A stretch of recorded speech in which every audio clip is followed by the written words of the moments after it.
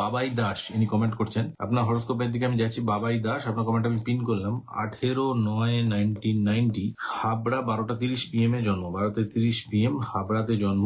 আপনার নাম হচ্ছে বাবাই দাস।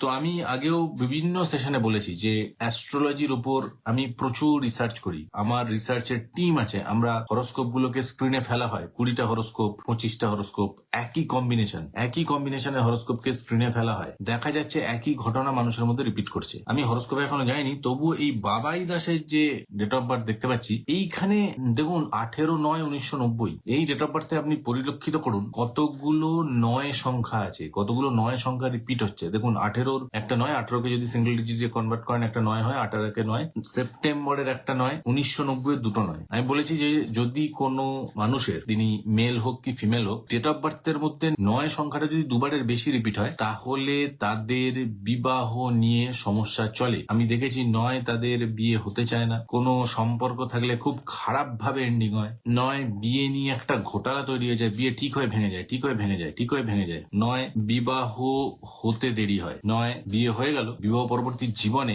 এমন সমস্যা ক্রিয়েট হয় সে আর অন্য কিছু চিন্তা করতে পারে না, বিয়ে নিয়েই সারা জীবন চিন্তা করছে। তো বাবাই দাস, তোমার 90 সালে জন্ম, তুমি একটু জানাও তোমার বিয়ে হয়েছে কিনা, একটু জানাও। 90 সালে জন্ম মানে এখন বয়স হচ্ছে 35+। বাবাই দাস বিবাহ হয়েছে কিনা জানাও। যারা জয়েন করছেন তাদেরকে রিকোয়েস্ট করবো ভিডিওটিকে শেয়ার করতে, যাতে আরো মানুষের কাছে ভিডিওটি পৌঁছয় এবং সবাই যেন জ্যোতিষশাস্ত্রের যে তথ্য, জ্যোতিষশাস্ত্রের যে মাহাত্ম্য, জ্যোতিষশাস্ত্রের যে ব্যাখ্যা, জ্যোতিষশাস্ত্রের যে গুরুত্ব, জ্যোতিষশাস্ত্রের যে প্রভাব আপনার জীবনে, সেটা যেন উপলব্ধি করতে পারে। এই জন্য রিকোয়েস্ট করছি সবাইকে ভিডিওটাকে আপনাদের যে বিভিন্ন group, WhatsApp group, Facebook group, সেখানে আপনারা শেয়ার করুন। দেখুন বাবাই দাস কমেন্ট করেছে আনম্যারিড। দেখুন এর বাইরে কিছু হবে না, এগুলো সূত্রে বাঁধা, এর বাইরে কিছু হবে না, যেটা বলবো সেটাই হবে, এতটা গ্যারেন্টি দিয়ে আমি অ্যাস্ট্রোলজি করি। তো 90 সালে জন্ম, 35 বছর বয়স, বিয়ে হয়নি, বিয়ে হতে চায় না। আমি বারংবার দেখছি, বারংবার একই ঘটনা রিপিট করছে। আমি যখন স্ক্রিনে 20টা হরোস্কোপ পর ফেলি, আমি দেখছি একই ঘটনা বারংবার রিপিট হচ্ছে। তো এটা একটা স্ট্যাটিস্টিক্যাল মেথড এবং এর মাধ্যমে প্রুফ হচ্ছে বারবার যে এই ডেট অফ বার্থের কম্বিনেশনে বিয়ে হতে দেরি হচ্ছে। 2, তুমি দেখো তোমার বাড়ির যে উত্তর পূর্ব দিক, এবং আমি তোমায় বলে দিচ্ছি, দেখো তার আগে বলেছি তোমার পড়াশোনা হয়নি। আমি বলে দিলাম বাবাই দাস পড়াশোনা হয়নি বলতে, পড়াশোনা করতে করতে 9 ইয়ার লস হয়ে গেছে, 9 পড়াশোনা কমপ্লিট করতে পারোনি, 9 যেটা পড়েছো সেটা বেকার পড়াশোনা, সে কোনো কাজে লাগে না এই পড়াশোনা। বাবাই দাস পড়াশোনার জায়গায় প্রচুর বাধা এসছে, এর বাইরে কিছু হবে না। তুমি কমেন্ট করে জানাও বাবাই দাস।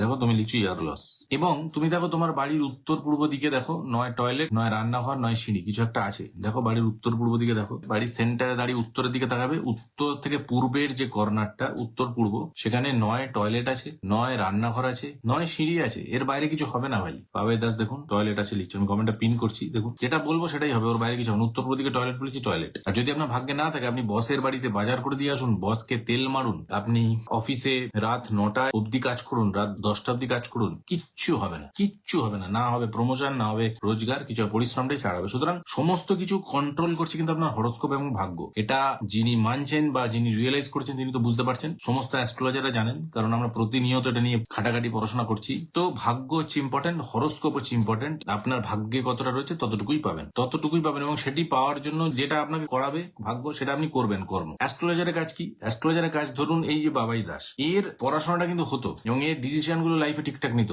যদি উত্তর পূর্বে টয়লেট না থাকতো। এই উত্তর পূর্বে টয়লেটের জায়গাটা ঠিক করে দেবে, এখানে রেমেডি প্রদান করে এনার্জিটাকে ব্যালেন্স করা অ্যাস্ট্রোলজারের কাজ। এনার্জিকে ধ্বংস করা যায় না বা সৃষ্টি করা যায় না, এটা আমরা ফিজিক্সে পড়েছি। এই যে নেগেটিভ এনার্জিটা শনি থেকে আসছে 7.5 জন্য, এটাকে ট্রান্সফার করা যায় পজিটিভ এনার্জিতে। তার মাধ্যম হচ্ছে রুদ্রাক্ষ, তার মাধ্যম হচ্ছে জেমস্টোন।